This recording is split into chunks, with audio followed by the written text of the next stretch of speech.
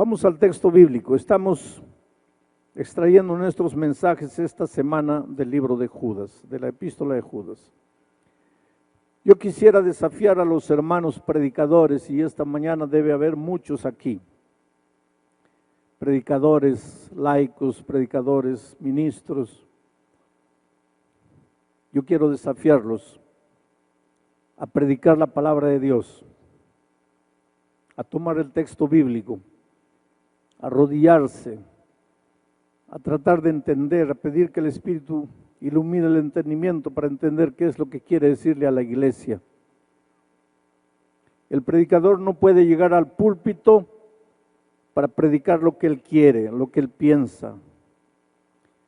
La responsabilidad del predicador es predicar lo que Dios quiere decirle a su iglesia. Y lo que Dios quiere decirle a su iglesia está en la palabra de Dios. Yo siempre digo que si no hubiera Biblia, no habría predicación. La predicación existe porque existe la Biblia. La predicación es la exposición de la palabra de Dios. Y esta mañana o estos días hemos estado analizando textos de la epístola a Judas. Hay algunas características de este libro que no he estado mencionando durante la semana. Por ejemplo, voy a quedarme en el púlpito porque tengo que leer algunas cosas. Primero, si tú abres la segunda epístola de Pedro, capítulo 2, vas a ver que da la impresión de que Judas le copió a Pedro, o Pedro le copió a Judas. Ahora, Pedro no puede haberle copiado a Judas porque la epístola de Pedro fue escrita antes. Pero tampoco Judas puede haberle copiado a Pedro, porque si no, ¿por qué no le copió toda la epístola? ¿Por qué solo agarró el capítulo 2? Ambos fueron inspirados por Dios. Eso es lo admirable de la inspiración. Y hay otra característica con Judas. Judas menciona 2 libros apócrifos, 2 libros que el canon bíblico no reconoce como inspirados por Dios. Y sin embargo, Judas toma textos de esos libros apócrifos y los registra en el texto inspirado. Y aquí hay otra cosa interesante. Cuando Dios inspira al escritor bíblico, lo inspira con su cultura, con su personalidad. El escritor bíblico entonces escribe el mensaje que le ha sido inspirado, pero puede usar figuras de lenguaje, puede usar cosas que ha leído, que ha oído, que ha visto, y va a registrar todo eso con su personalidad. Si es un hombre enérgico, lo va a registrar de manera enérgica. Si es un hombre más suave, lo va a registrar de manera suave. Por eso la Biblia tiene diferentes características. Judas fue un escritor inspirado. Escribió muchas de las cosas que Pedro escribió en su segunda epístola, capítulo 2. Echó mano también de citaciones de libros apócrifos. Yo no tengo tiempo para explicar todos esos detalles, pero si ustedes leen van a ver. Eso quiere decir que el hecho de que un escritor bíblico o que el hecho de que un profeta que ha sido inspirado por Dios mencione fuentes, otras fuentes, no le quita la inspiración. Y ahora me estoy refiriendo específicamente al espíritu de profecía. Me estoy refiriendo específicamente a la escritura sagrada que nosotros tenemos. El hecho de que ha registrado en sus escritos cosas que otros escritores han escrito, no le quita ni un poco del hecho de que Dios la ha inspirado. Pablo, en el discurso del Areópago, citó expresiones de poetas seculares de su tiempo y ni por eso dejó de ser inspirado. El problema es que el ser humano, especialmente el ser humano de nuestros días, quiere acomodar todos los consejos inspirados a su manera de vivir, y cuando no encaja, entonces comienza a acusar, a criticar. Y eso es lo que acontece con la sierva del Señor. Mucha gente dice, no, porque la plagió, no, porque la copió, no, porque ella hizo. Pero aquí está una prueba. El hecho de que un escritor inspirado toma fuentes ajenas no quiere decir que él no fue inspirado. Pero ¿por qué ella no registró el libro de donde sacó, la página de donde sacó? Porque en esos tiempos no había lo que hoy se llama derechos autorales. Judas tampoco registró nada. Pablo tampoco registró nada. Pero hoy, yo no podría escribir algo que otro ha dicho sin registrar el libro, la página, la fuente, porque las leyes han cambiado, los tiempos han cambiado. Bueno, ese no es mi tema, cierro paréntesis aquí. Lo que quiero decirles es que el hecho de que un escritor inspirado echa mano de otras fuentes no quita en nada su inspiración. Bueno, el texto para esta mañana son los últimos 2 versículos de la epístola de Judas. Y dice así: y aquel que es poderoso para guardaros sin caída y presentaros sin mancha delante de su gloria con gran alegría, al único y sabio Dios, nuestro Salvador, sea gloria y majestad, imperio y potencia, ahora y por todos los siglos. Amén. Anoche estudiamos que muchos estaban entrando a la iglesia con una teoría. Dios es misericordia, Dios es gracia, Él nos da su gracia nos perdona de todos los pecados. Puedes ir a Dios como estás, que Dios te perdona, Dios te acepta. Y esta es una de las verdades más bellas de la Biblia. Puedes ir a Dios como estás. No importa quién eres, no importa cómo has vivido, puedes ir a Dios como estás. Pero ¿dónde estaba el error de esos herejes en el primer siglo? Puedes venir a Dios como estás y seguir como estás. Ese era el problema. Pero la Biblia enseña que puedes venir a Dios como estás, pero su gracia te transforma, no te deja como estás. Nadie puede usar la gracia de Jesucristo para continuar viviendo en el pecado. ¿Y por qué no? Porque el pecado te destruye y la salvación no es solamente la recompensa que vas a encontrar en los cielos. La salvación es la transformación de tu vida aquí, en esta tierra. El pecado te destruye, entonces la gracia de Jesucristo te arranca del pecado, te saca del pecado para que vivas una vida plena. Y entonces ayer Judas decía, y cuando alguien viene diciendo que la gracia solo perdona, pero no transforma, cuando alguien usa la gracia como si fuera libertinaje, entonces niega el poder de Dios. Porque si Dios es poderoso para perdonarte, es también poderoso para transformarte. Y ahora él con ese pensamiento termina su epístola, al decir en el texto que acabo de leer, dice, y aquel, refiriéndose al Señor Jesucristo, que es poderoso para guardaros sin caída y presentaros sin mancha delante de su gloria con gran alegría.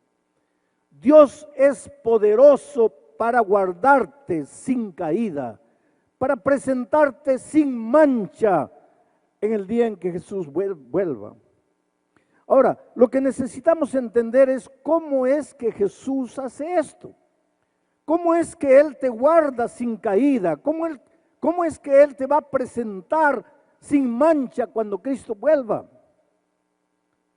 Porque hay una figura que mucha gente usa y es una figura equivocada. Cuando se habla de la salvación, hay gente que dice que la salvación es como un elevador, como un ascensor.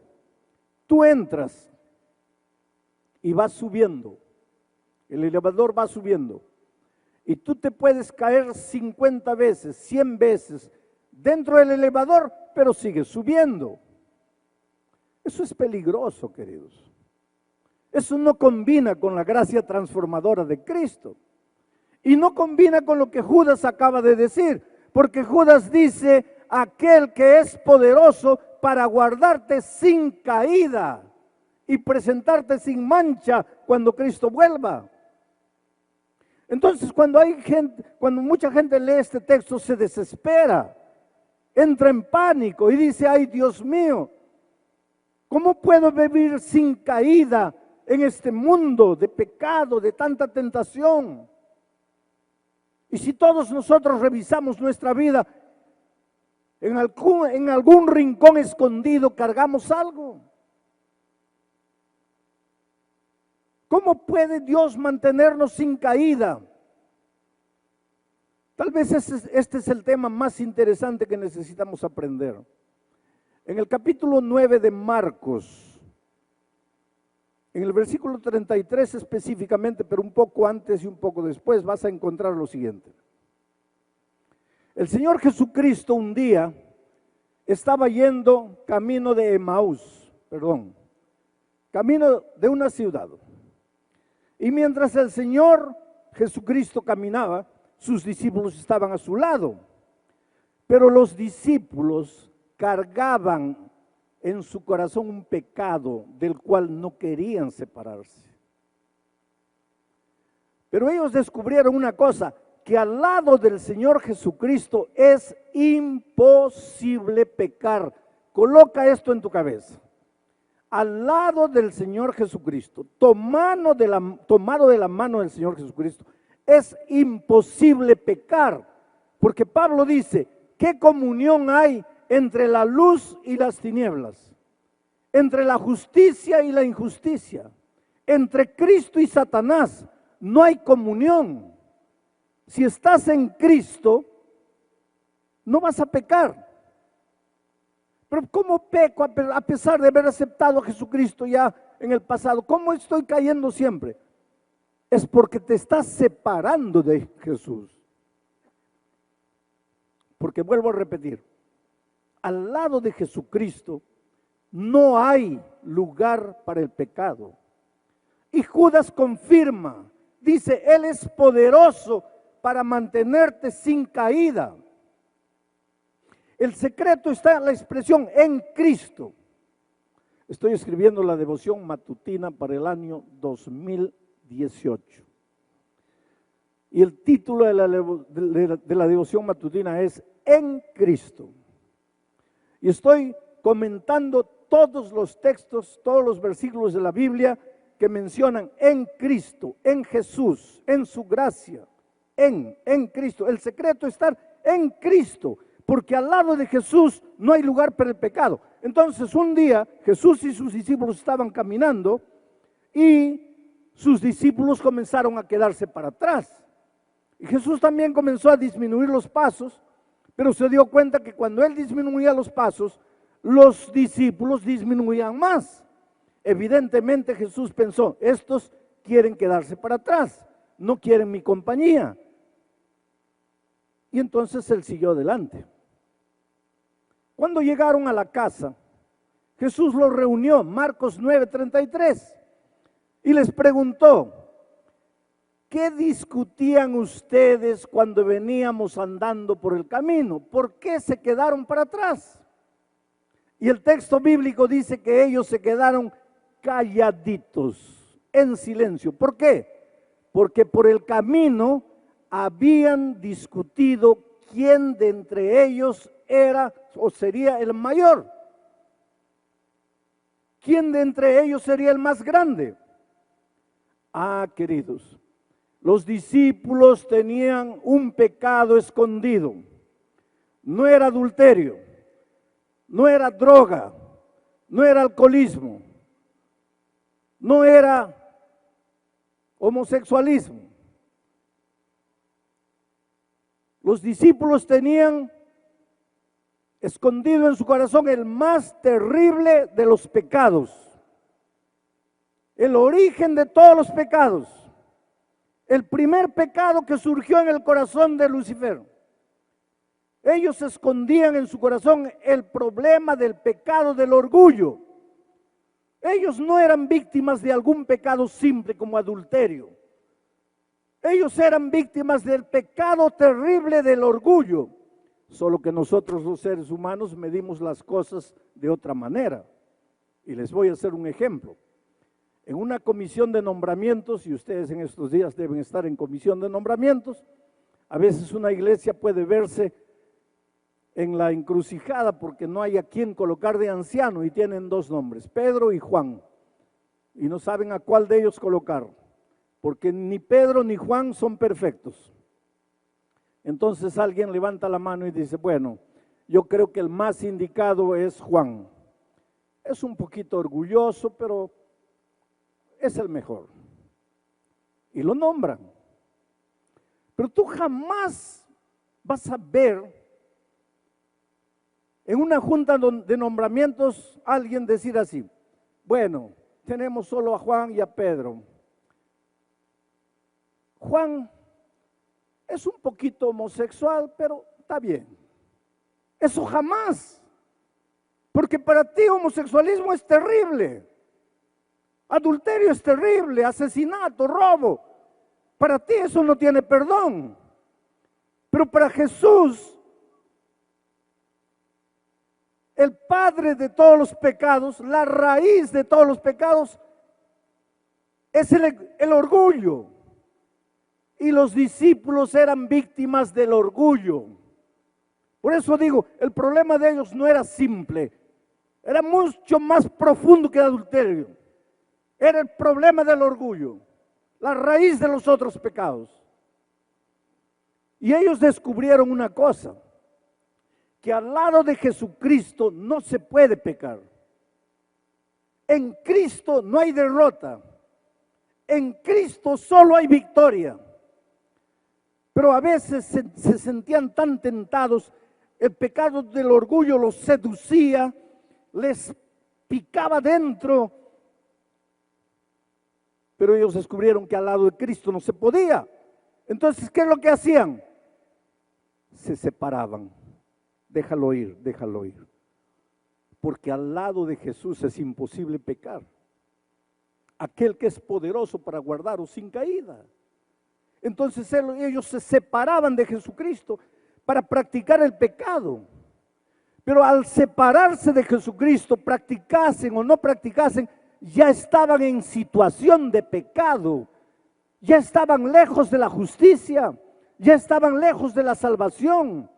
Nosotros nos cuidamos solamente con los actos pecaminosos, pero generalmente no nos cuidamos con la situación pecaminosa, que es la raíz de nuestros actos pecaminosos. Entonces, ¿cuál es la solución? ¿De qué manera Judas promete que aquel poderoso para guardarnos sin pecado? ¿Cómo es que Jesucristo nos guarda sin pecado? Es simple. Necesitas estar en Cristo. Necesitas no separarte de Jesucristo. Necesitas agonizar en Cristo. Necesitas llorar en Cristo. Cuando las luces de la tentación vienen, en lugar de decir, no voy a pecar, no voy a pecar, ve a Jesucristo y no lo sueltes. Porque al lado de la justicia no hay lugar para el pecado. El problema es que nosotros tenemos algunos secretos, entre comillas, para vencer el pecado. Porque ya he escuchado decir que toda tentación dura 3 minutos. Que si tú aguantas la tentación 3 minutos ya eres victorioso. Entonces cuando llega la tentación comienzas a contar. A ver, 1, 2, 3, ya, 1 minuto. Ya está llegando al clímax de la tentación, 1 minuto y medio, ya, vencí. Sí, venciste tú. ¿Y tu justicia qué es? Trapo de inmundicia. Venciste tú con tu dominio propio, con tu autodisciplina. Eso no es victoria en Cristo. Entonces, ¿qué tengo que hacer? Pues en la hora de la tentación, llora y ve a Jesús y dile: Señor, mira, tú sabes que yo te amo. Tú sabes que yo no quiero traicionarte. Tú sabes que yo no quiero herirte. Pero en este momento estoy sintiendo que me voy. Por favor, no me sueltes. Por favor, no quiero estar sin ti. Sin ti no hay vida. Sin ti no hay salvación. Sin ti estoy perdido. Ten compasión de mí. No me sueltes. Y claro que Jesús no te va a soltar. Él es poderoso para guardarte sin caída. Y entonces viene lo que Pablo dice: no vivo más yo, ahora Cristo vive en mí. Y si Cristo vive en ti, porque en la hora de la tentación no te has separado de Él, la victoria no es tuya, la victoria es de Cristo, pero al mismo tiempo es tuya. Por eso Pablo no sabe definir ni explicar esto. Dice: no vivo más yo, Cristo vive en mí, pero lo que vivo, ahora, no acaba de decir que no vive, y ahora dice vivo. ¿Vives o no vives? Es que cuando tú vas a Cristo, su voluntad santificada se junta con tu voluntad pecaminosa y se transforma en una voluntad todopoderosa. La victoria es de Cristo, pero es tuya. Es tuya, pero es de Cristo, porque no vives tú, Cristo vive en ti. Pero ahora vamos a dejar de frases románticas. ¿Qué cosa significa Cristo vive en mí? Porque nosotros hablamos, Cristo vive en mí. Andar agarrados de la mano con Jesús. Oh, Jesús, tú eres mi vida. Jesús, tú eres mi salvación. Pero en términos prácticos, ¿qué quiere decir eso? 3 cosas. Orar todos los días, estudiar la palabra de Dios todos los días y buscar a una persona que no conoce a Jesús y traerla para el conocimiento de la palabra. Cuando tú haces esas 3 cosas, estás en Cristo. Cuando tú haces solo 2 o 1 y no te olvidas de la tercera, que es la testificación, llámale trabajo misionero, llámale traer personas para Cristo, llámale como quieras, pero cuando tú te olvidas de eso, tú estar en Cristo es puro romance, pura palabra. Y el Evangelio no es palabra, el Evangelio es acción, acción transformadora. Tienes que aprender a buscar a Dios todos los días. Tienes que aprender a orar, a estudiar la Biblia y a traer a una persona para Cristo. Ahí estás en Cristo, ahí estás de la mano con Jesús. El otro día alguien me dijo: pastor, entonces yo estoy perdido, porque yo no tengo fuerza de voluntad para orar, para estudiar la Biblia. No tengo. Pastor, yo de vez en cuando oro, de vez en cuando estudio la Biblia y nunca traje a nadie para Cristo. Ahora usted dice que para estar en Cristo tengo que hacer esas 3 cosas. Estoy perdido, pastor, porque yo no tengo fuerza de voluntad. Claro que tienes, querido.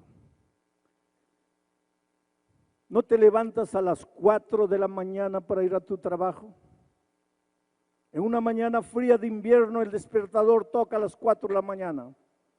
Tú despiertas, miras el reloj. ¿Qué es lo que dices? Oh, qué felicidad, me voy a trabajar.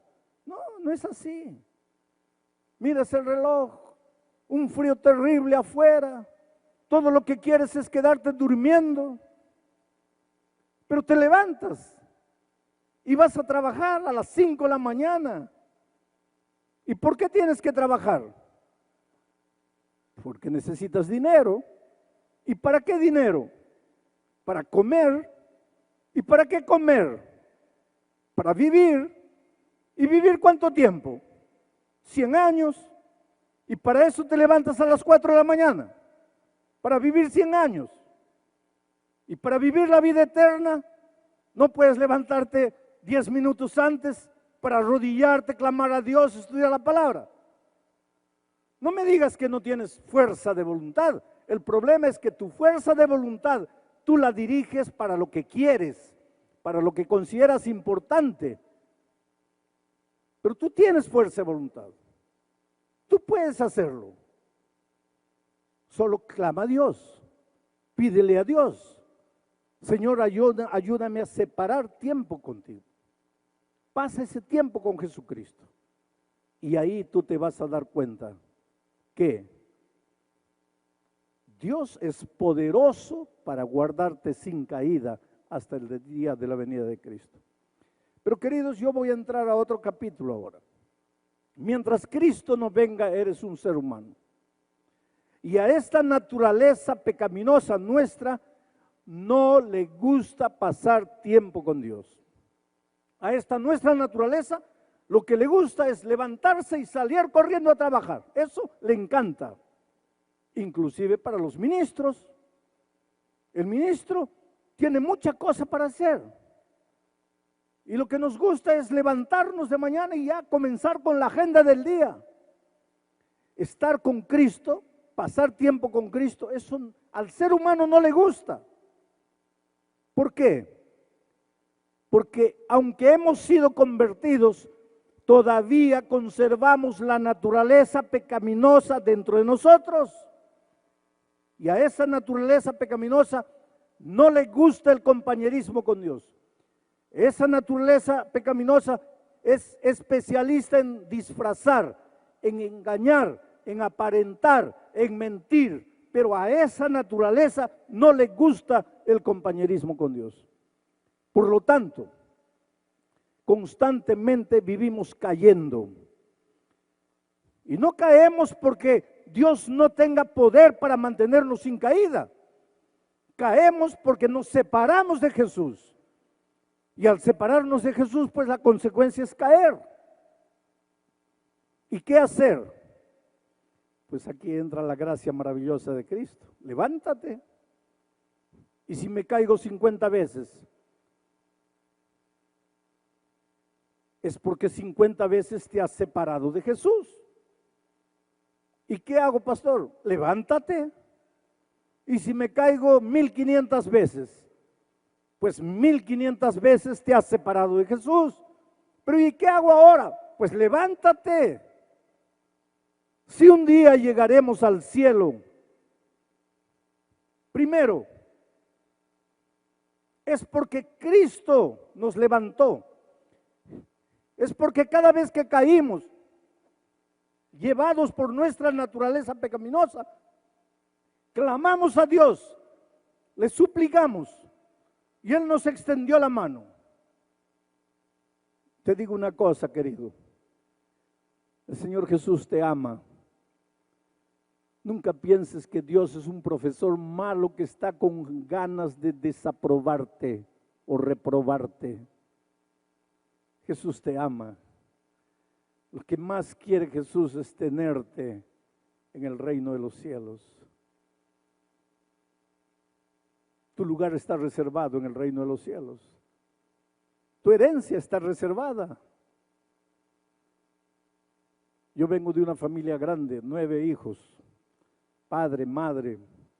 Cuando mi padre ya estaba anciano, le hicieron una fiesta de cumpleaños. Yo no estaba, yo estaba en Brasil. Pero mis hermanos me contaron que le hicieron una fiesta como a niño.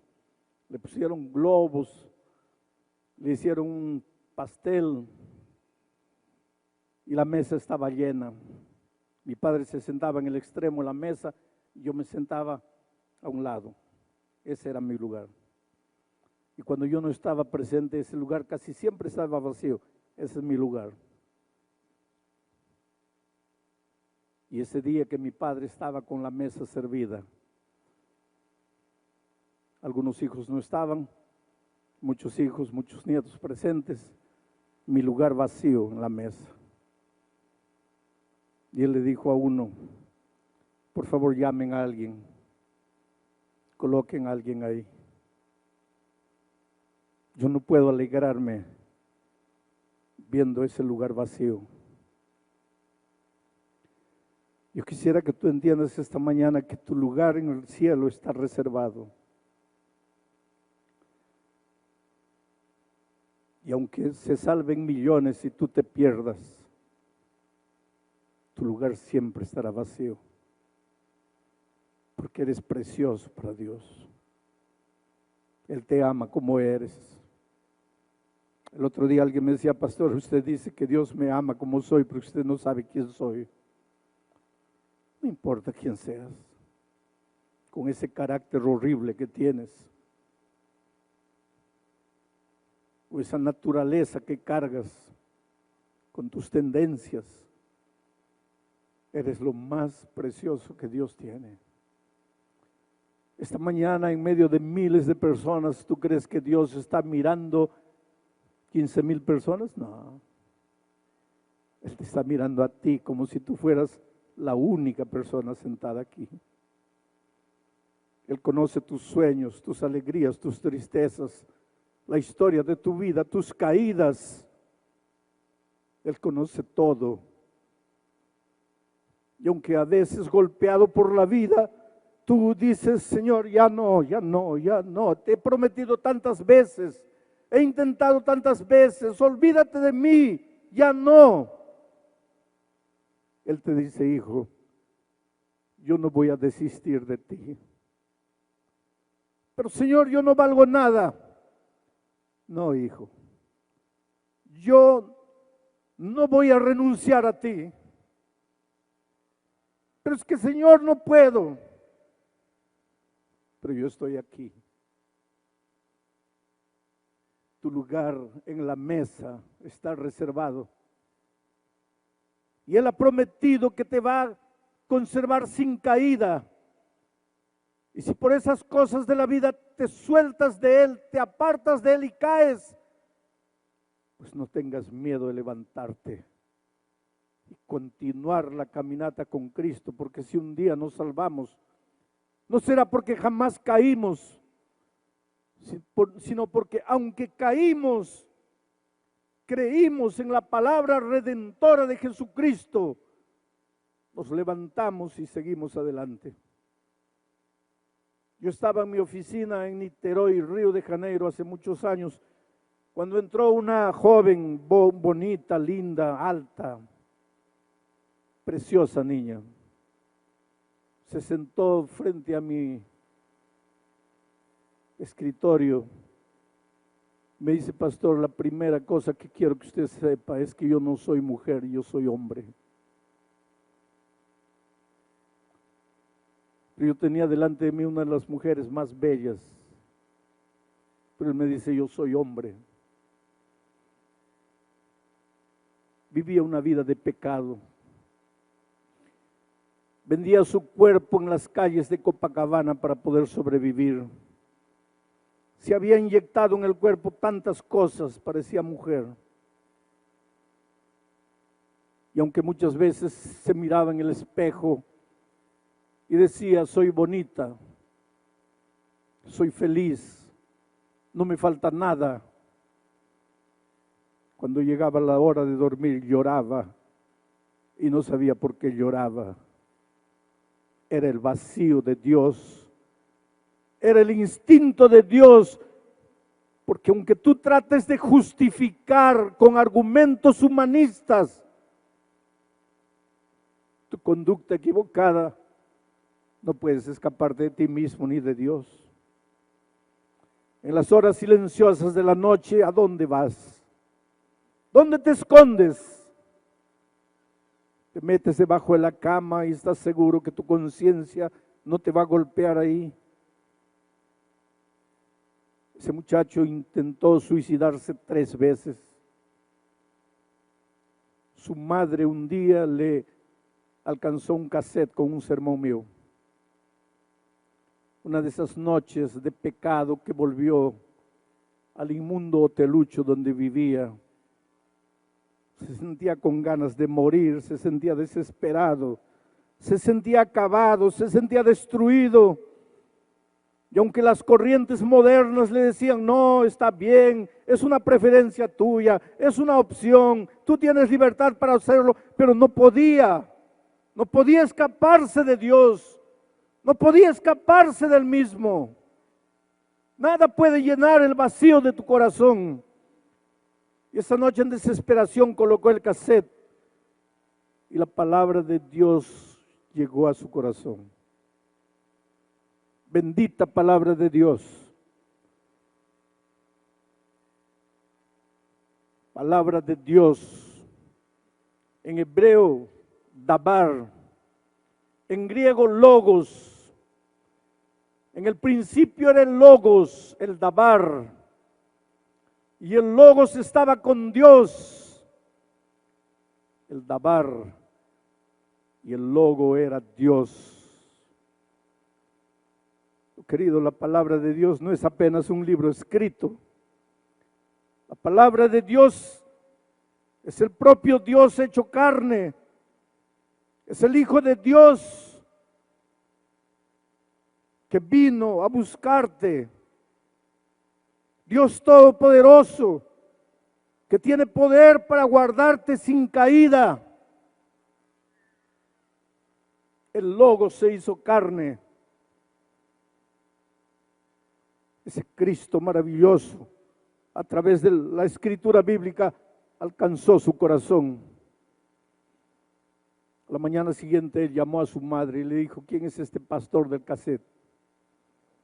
Y ella le dijo, mira hijo, ese hombre vive ahí en Río de Janeiro, te voy a conseguir la dirección. Consiguió la dirección de la unión donde trabajaba y él apareció. Soy hombre, me dijo, no soy mujer. Estoy perdido, me dijo. No hay salida para mí. Yo tenía un librito, El Camino a Cristo. Yo debo haber leído El Camino a Cristo unas 200 veces. Yo tenía mi librito subrayado, se lo di. Y dije, lee este libro, en tus horas de desesperación, lee este libro. En El Camino a Cristo, el Señor Jesús dice que es más fácil, a través de su sierva, dice que es más fácil salvarse que perderse. Perderse es difícil, salvarse no. ¿Sabes lo que dice El Camino a Cristo? ¿Podrá el hombre decir no? ¿Podrá el hombre resistir? ¿Podrá el hombre no querer? Pero si no lo hace, el Señor lo salvará. ¿Sabes lo que está diciendo? Que para perderte necesitas un día parar en la vida, mirar a Dios y decirle, mira Dios, escúchame bien, no quiero salvarme, quiero perderme. Porque si tú no le dices eso, Él te va a salvar. Su gracia es maravillosa, su amor es infinito.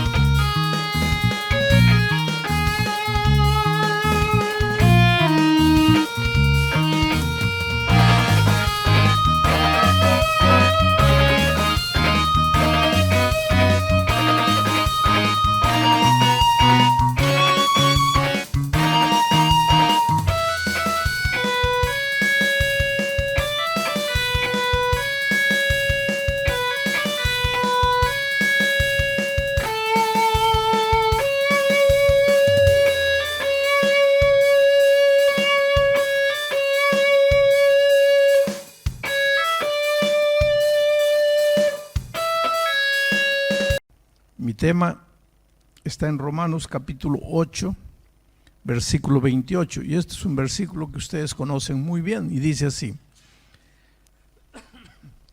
y sabemos que a los que aman a Dios. Mira, esta promesa no es para todos, ¿eh? Esta promesa en esta noche no es para todos ustedes. Es solo para los que aman a Dios. Si tú lo amas, la promesa es para ti. Si tú no lo amas, esta promesa no sirve para ti. Esta promesa solo sirve para los que aman a Dios. Y dice así: y sabemos que a los que aman a Dios, todas las cosas les ayudan a bien. Esto es, a los que conforme a su propósito son llamados. A los que aman a Dios, todo lo que les sucede en la vida, les sucede para bien. Hasta las cosas más feas que te ocurren en la vida, si tú amas a Dios, te ocurren para bien.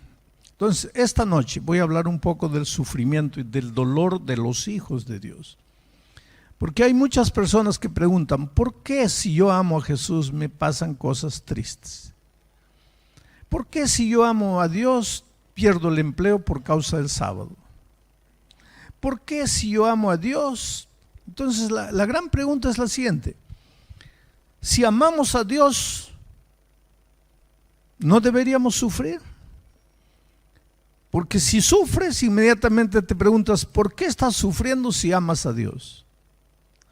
Y entonces la otra noche yo les dije que nosotros a veces somos injustos con Dios porque cobramos de Él una promesa que Él nunca hizo.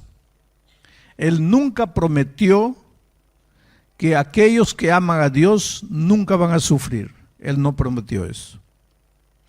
Si Él hubiera prometido que aquellos que le entregan la vida a Jesús nunca iban a sufrir, ahí sí, cuando el sufrimiento llegara a tu vida, tú tienes por qué preguntarle: Señor, mira, aquí está tu promesa, que dice que si yo te entrego mi vida nunca voy a sufrir, pero yo estoy sufriendo.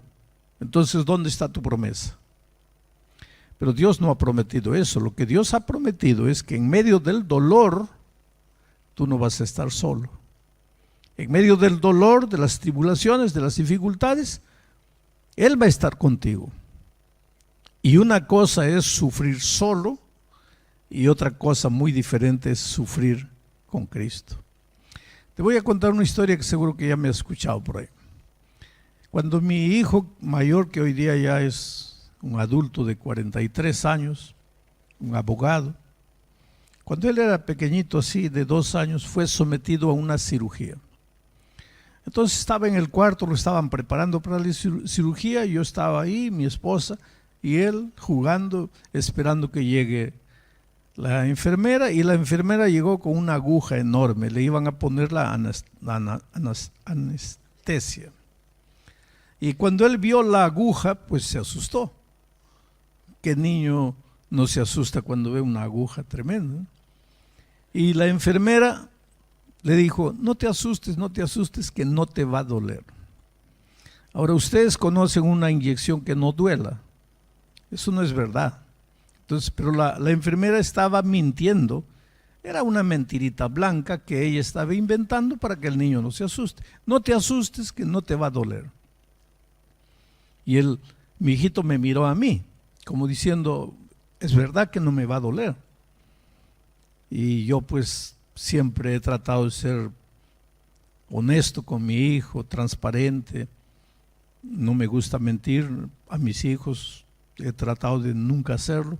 Y cuando él me miró con sus ojitos ahí como diciendo: dime, ¿es verdad lo que ella está diciendo? ¿No me va a doler? Le dije: mira, hijito, ¿para qué te voy a mentir? Te va a doler. Te va a doler un poquito. Pero el asunto es que si no te ponen la inyección, no vas a sanar. Y para poder correr, para poder jugar tú y yo, pues tienes que aceptar la inyección. Pero vamos a hacer una cosa: toma mi mano, apriétame la mano. Si te duele mucho, me aprietas mucho. Si te duele poco, me aprietas poco. Yo no te voy a decir que no te va a doler, pero voy a hacer una cosa, voy a sufrir el dolor contigo. Toma, aprieta mi mano. Vamos a sufrir juntos. Pues eso es lo que Dios te dice. Mira, hijo, tú le preguntas, pero Señor, mira, la vida me está doliendo, estoy sufriendo, estoy con cáncer, mi hijo está enfermo, no tengo dinero, mira, mi familia allá en mi país está pasando necesidad, yo no tengo cómo ayudarlos, Señor, me está doliendo. Y Jesús te mira con amor y dice, mira, hijito, ¿para qué te voy a mentir? Yo no te voy a decir que en esta vida no te va a doler, claro, porque estamos viviendo en un mundo de pecado.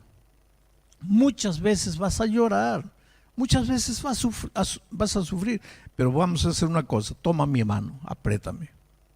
Si te duele mucho, me aprietas mucho. Si te duele poco, me aprietas poco. Yo no te voy a decir que no te va a doler, pero lo que te voy a decir es, yo no te voy a dejar solo. Yo voy a sufrir contigo, yo voy a estar a tu lado. Y eso es lo que Dios hace. Esta noche, al hablar desde el sufrimiento, quiero que entiendan algunas cosas. Primera cosa, el sufrimiento nunca viene de Dios. Ningún sufrimiento que llega a tu vida viene de Dios. Porque Dios dice así, mira los pensamientos que tengo acerca de ti. Pensamientos de amor y no de odio. Pensamientos de paz y no de guerra. O sea que Dios para ti tiene las mejores intenciones. Nada que te hace llorar, nada que te hace sufrir viene de Dios. Él es fuente solo de cosas buenas. Él es un manantial de agua limpia. El dolor es agua sucia, no viene de Dios. El dolor viene del enemigo de Dios. Pero el enemigo de Dios tiene un propósito cuando te manda el dolor. Él te hace sufrir, pero lo que él quiere es que tú pienses que ese sufrimiento viene de Dios. ¿Y para qué? Para que tú te rebeles contra Dios. Mira cómo es astuto el diablo. Él te trae dolor, él te trae sufrimiento, para que tú creas que es Dios que te está mandando el dolor. Y para que tú digas, no, ¿para qué le voy a entregar mi vida a Dios? No me ayuda, ya le entregué mi vida a Dios y sigo sufriendo. Y te vas. Ahí el diablo da una carcajada y dice, logré lo que quería. Le mandé dolor para que piense que es Dios que le manda y él efectivamente está pensando que Dios le manda. Ahora se volvió contra Dios y yo gané. Ese es el diablo. Y la teología de eso está en el libro de Job. Porque cuando Job se acerca a Dios, le dice, Job, ¿tú crees que te adora, te ama, te respeta? No, Job es un interesado de primera. Pues si tú le das hacienda, le das hijos, le das dinero, le das ovejas, le das ganado, así cualquiera te sirve. Pero quítale, para que veas si no te maldice. Ahora mira, escucha la palabra del diablo. Dios, Él no te ama, Él te sirve por interés, pero quítale. ¿De quién es la idea de que Dios quita? Es del diablo. Él le dice, quítale. ¿Y Dios le quita a Job? Dios no le quita nada a Job. Lo que Dios hace es le dice, pues pruébalo. Solo te pido una cosa, no toques su vida. Su vida es mía. Tú puedes probarlo, pero no puedes tocar su vida. Ahí viene el diablo y le manda todas las plagas y lo deja al pobre Job en la lona.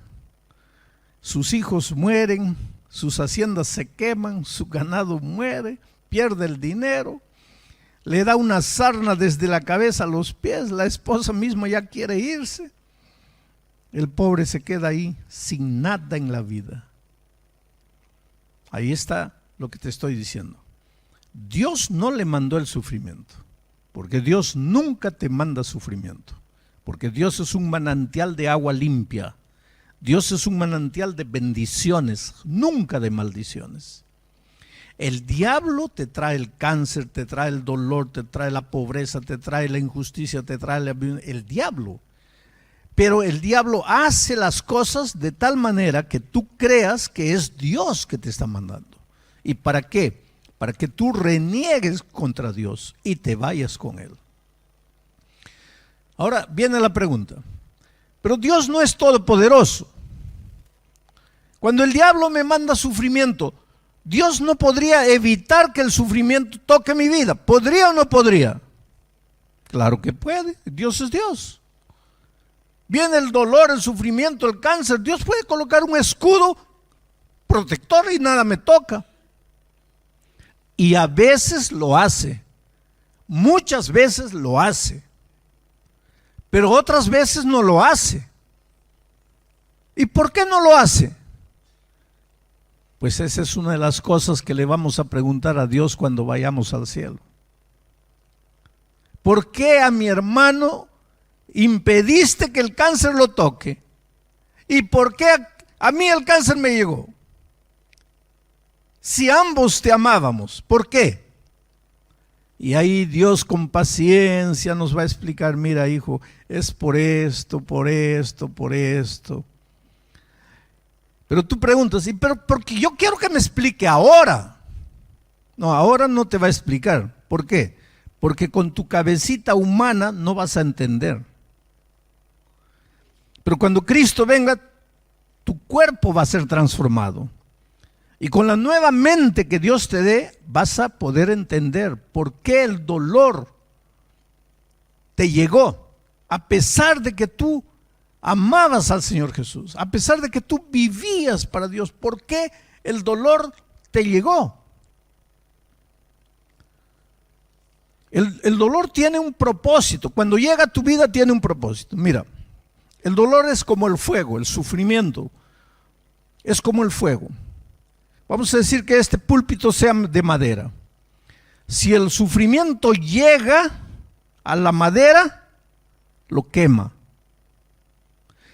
Pero si el fuego llega a la madera, lo quema. Pero si el fuego llega encima del oro, no lo quema, lo purifica. Mi pregunta es la siguiente: ¿tú eres madera o eres oro? Si tú eres madera, cuando el dolor llegue, se acabó tu fe. Te acabaste tú. El fuego te va a quemar. Pero si tú eres oro, cuando el fuego del dolor llegue a tu vida, te va a purificar. Vas a salir mejor. Vas a salir más puro. El dolor tiene como propósito hacerte crecer. ¿Alguna vez has hecho ejercicios? ¿Cómo le dicen ustedes? Flexiones de brazos, planchas. ¿Ah? Quieres llegar a 100, pero no puedes, llegas a 10 con dolor. Al día siguiente, con dolor llegas a 11. A la semana siguiente, con dolor a 12. A la otra semana, con dolor a 15. A la otra semana ya estás en 20. Ahí llegas a 30. Y un día llegas a 100, pero puro dolor, puro dolor. La vida es así. ¿Tú quieres tener una fe a toda prueba? Pues es a través del dolor. Sentado nada va a suceder, vas a tener que sufrir. El problema con nosotros es que nadie quiere sufrir. ¿Y por qué? Porque Dios no nos ha creado para sufrir. Dios nos ha creado para ser felices. El sufrimiento es una experiencia extraña a nuestra vida. Por eso nosotros naturalmente no nos gusta el dolor. Pero el pecado trajo el dolor, y ya que el pecado entró y ya que el dolor vino, Dios usa ahora el dolor para hacernos crecer, para purificarnos. En lugar de que el dolor te destruya, tú tienes que decirle a Dios: mira, Señor, yo no entiendo por qué estoy sufriendo, pero yo te suplico una cosa, que este dolor me haga crecer. Y hay una cosa: el diablo te puede hacer sufrir un día, 2 días, 3 días, pero al tercer día tú vas a ver la victoria. Porque el diablo no tiene autorización para hacerte sufrir toda la vida. El dolor puede venir a tu vida, pero si tú en el nombre de Jesucristo resistes, más tarde o más temprano el dolor se va. Y cuando se va el dolor, estás más maduro, estás más fuerte. Te voy a contar ahora una experiencia para que tú veas por qué Dios permite que el dolor llegue a la vida. Había una niña en el Brasil de 22 años y se convirtió, aceptó a Jesucristo, pero los padres no quisieron que ella aceptase a Jesucristo ni que se bautizara. Y la amenazaron con expulsarla de casa si ella se bautizaba. Y ellos le dijeron así: tú no vas a cambiar de religión. Pero esta semana ya les he explicado que el bautismo no es un cambio de religión. El bautismo es un cambio de vida. Y ella estaba enamorada de Jesús y dijo: yo quiero vivir para el Señor Jesucristo, y aunque mis padres no quieran, yo me voy a bautizar.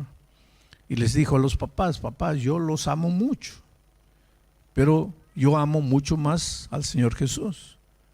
Y yo no estoy haciendo nada de malo. Yo solo estoy entregando mi vida a Jesús. Voy a ser una mejor hija para ustedes, pero ustedes están contra mí. Papá le dijo: bueno, haz lo que te da la gana. Y ella se bautizó. Ellos no la expulsaron de casa, pero toda la familia dejó de hablar con ella. Entonces ella entraba, salía de casa, nadie hablaba con ella. Ella se sentaba a la mesa, uno a uno, todos se retiraban. La vida para ella estaba insoportable en la casa, pero ella se había entregado al Señor Jesús y seguía para adelante. Ahí un día, ella cantaba ahora en el coro de la iglesia, y el coro decidió hacer un viaje de San Pablo a Curitiba, al sur del Brasil. Y de repente se fueron a cantar el jueves, salieron, había un congreso allá. Estoy contando de una cosa que sucedió hace unos 40, 45 años. Se fueron a cantar y el jueves, antes de partir, ella pues entró a despedirse del papá. Y le dijo: mira, papito, el coro va a cantar en Curitiba y yo voy con el coro. Y quiso darle un beso al papá, y el papá se retiró y le dijo: ¿y qué me avisas a mí? ¿Tú no haces lo que te da la gana? Pues vete. No, yo solo quería despedirme. ¿Para qué? Vete. No tienes que darme un beso hipócrita ahí. Tú no me respetas, tú no me amas. Tú haces lo que te da la gana, vete. Y pobre chica se fue. El congreso fue lindo allá en Curitiba, todo maravilloso. Y cuando están regresando ya, el sábado en la noche, viajando toda la noche para San Pablo, el ómnibus en que venían los muchachos cantando, todos los muchachos eran miembros del coro de la iglesia central de San Pablo, venían cantando, y de repente el ómnibus choca contra un camión, y un camión que estaba cargado de fierro de construcción. Sabe que 22 jóvenes, el ómnibus estaba con 40 jóvenes, 22 de ellos murieron. Al día siguiente los periódicos sacaron una noticia tremenda que decía así: ¿dónde estaba Dios cuando sus hijos cantaban? ¿Dónde estaba Dios cuando ellos estaban alabando el nombre de Dios? ¿Dónde estaba Dios que no cuidó al camión, que no cuidó al ómnibus? 22 muchachos murieron. Fue uno de los golpes más terribles que la iglesia sufrió en el Brasil en toda su historia. 22 cajones estaban en la iglesia, en el velorio. Cuando la hija murió, este señor, que no era de la iglesia y que siempre pensó que la iglesia le había robado a la hija, ahora se revoltó contra la iglesia. Apareció el día del velorio en la puerta de la iglesia, gritó, hizo escándalo. Fue terrible. Fue terrible. Amenazó con hacer un proceso judicial contra la iglesia y eso y aquello. Y el día del entierro, pues fueron todos al cementerio, los cajones comenzaron a bajar a la tumba. El hombre estaba ahí, su esposa, los hermanos de la niña, todos estaban ahí. Y cuando comenzaron a bajar a la tumba, los muchachos que habían salido vivos del coro estaban cantando. cuando venga Jesús nos veremos, cantando. Lloraban y cantaban, cantaban y lloraban. Terminó el entierro. Antes de que echasen la tierra encima del cajón de la hija, él se arrojó al hueco y comenzó a llorar y decía: entiérreme, yo quiero ser enterrado con mi hija. Y se abrazaba al cajón y le decía: hijita, perdóname. El jueves, cuando tú te estabas yendo, quisiste darme un beso, yo no sabía que te estabas despidiendo. Y yo no quise, perdóname, perdona. Hombre desesperado completamente. Bueno, terminó el entierro, todos se fueron. Y la mejor amiga de la hija de este hombre, que era justamente la chica que la había traído a la iglesia, la chica que había estudiado la palabra de Dios y la había traído a la iglesia, compañeros de estudio, compañera de estudios de ella. Ya cuando todo el mundo se estaba yendo, vio que ese hombre, el papá de la niña, se estaba quedando solo allá en la tumba. Entonces ella regresó y lo vio llorando ahí. Y entonces ella le dijo: Señor, usted no va a entender ahora, pero Dios sabe lo que hace. Tú sabes que esa frase, Dios sabe lo que ella hace, es fácil de decir para los que están fuera del dolor. Para los que están viviendo el momento del dolor, ellos no pueden entender. ¿Cómo que Dios sabe lo que hace? Y el hombre la miró a la chica y le dice: mira, yo no entiendo, ustedes son locos. ¿Cómo pueden? Yo estoy aquí llorando, desesperado por mi hijo, y ustedes cantando. Ustedes son locos. Ustedes no tienen sentimiento. Y la chica le dice: mire, señor, si usted notó bien, nosotros no estábamos solo cantando, también estábamos llorando. Llorábamos porque tenemos tristeza, porque pues nuestros amigos jóvenes han pasado al descanso. Por eso llorábamos. Pero cantábamos porque tenemos esperanza. Porque cuando Cristo venga, nuestros amigos van a resucitar. Y yo voy a poder abrazar a mi amiga. Y el hombre la miró y dice: ¿Cómo mi hija va a resucitar? Claro que va a resucitar. Pero ¿de dónde sacas eso? ¿Cómo que va a resucitar? Y ella le leyó la palabra de Dios y dice: aquí está. Cuando suene la trompeta, los muertos en Cristo resucitarán primero. Y su hija murió en Cristo, ella va a resucitar. Y de repente los ojos del hombre se iluminaron. Y le dijo: tú me estás diciendo que yo voy a abrazar a mi hija de nuevo.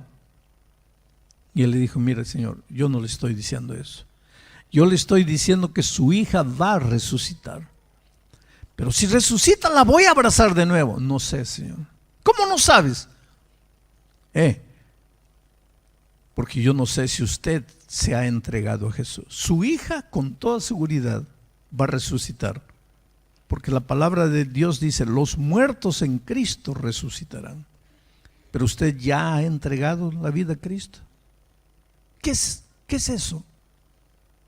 Ya ha abierto su corazón a Jesús, ya le ha dicho: Señor, yo te entrego mi vida, yo quiero estudiar tu palabra, yo quiero seguir tus consejos. Ya le ha dicho eso a Jesús. Quiere decir que si yo no hago eso, yo no voy a abrazar a mi hija.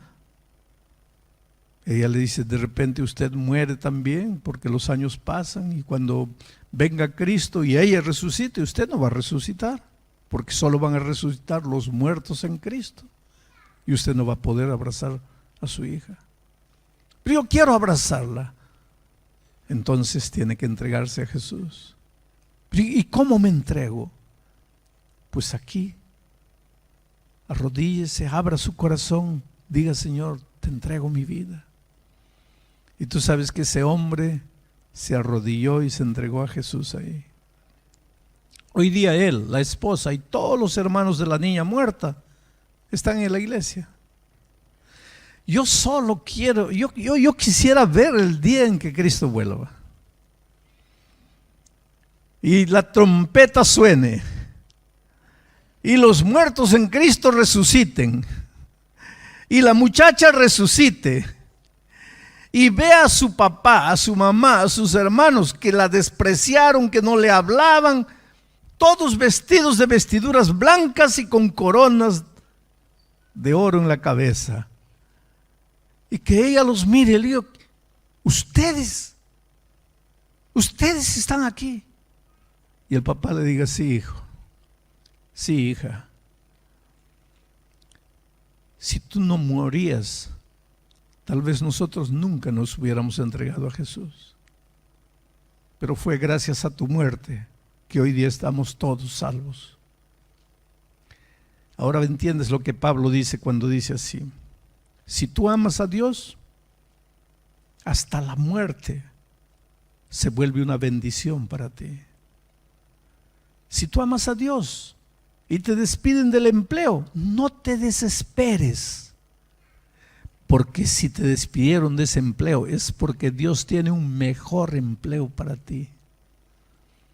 Si tú amas a Dios y tu matrimonio acabó, no llores, porque Dios tiene otro plan para ti. ¿Qué plan? Yo no sé. Pero una cosa sé: aquel que ama a Dios, todo lo que sucede en su vida sucede para el bien de él. El problema es que nuestro tremendo problema es el miedo en el corazón. Yo tenía un gran amigo que era el procurador de la República allá en Brasil, doctor Clayton Rossi, un amigo personal. Inclusive mi hijo mayor es abogado por la influencia que él ejerció en mis hijos cuando ellos eran jovencitos. Un hombre extraordinario, ganador de almas, misionero, consagrado, entregado a Dios. Y un día los médicos descubren que está con cáncer al pulmón. Nunca fumó, está con cáncer al pulmón.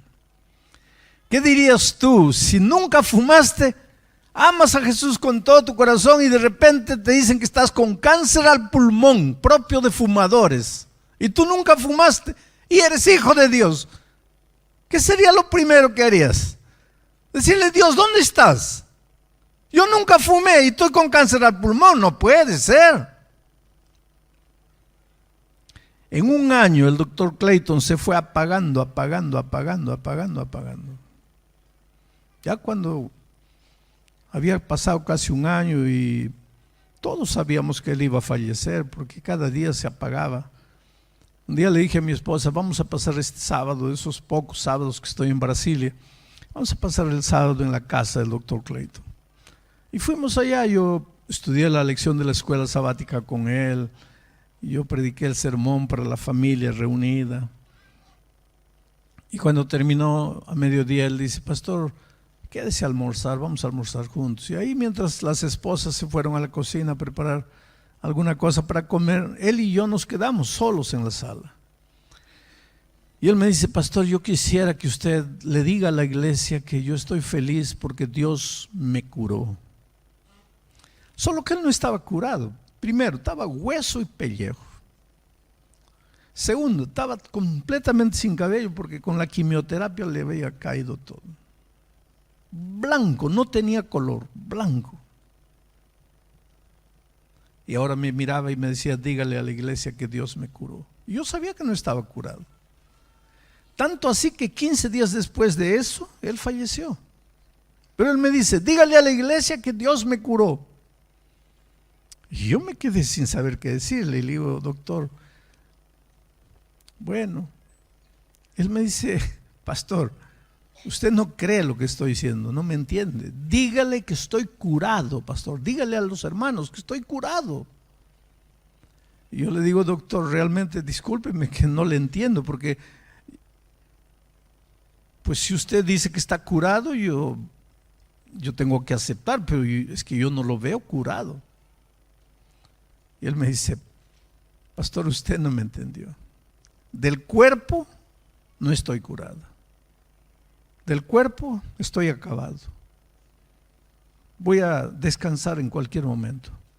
Solo que yo no tengo miedo del descanso. No tengo miedo.